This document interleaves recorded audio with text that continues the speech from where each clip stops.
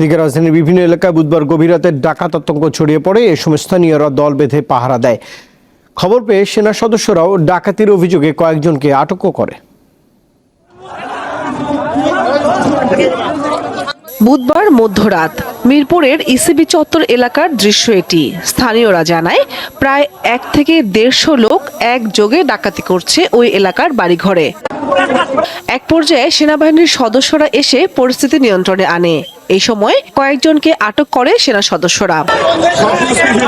এটি ধানমন্ডি 28 নম্বরের চিত্র।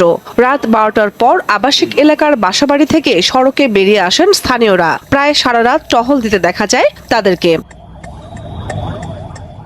ডাকাত আতঙ্কে মিরপুরের বিভিন্ন এলাকার সুরক্ষা নিশ্চিতে লাঠি হাতে টহল দিতে দেখা যায় স্থানীয়দের।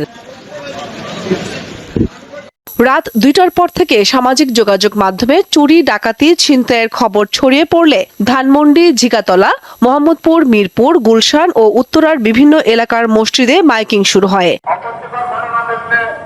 সতর্ক করা হয় এলাকাবাসীকে। এই সময় অনেকেই সেনাবাহিনীর হেল্প নম্বরে ফোন দিয়ে তাদের সহায়তা চায়। এক পর্যায়ে বিভিন্ন এলাকায় সেনা টহল শুরু হয়। আটক করা হয় বেশ কয়েকজন ডাকাতকে।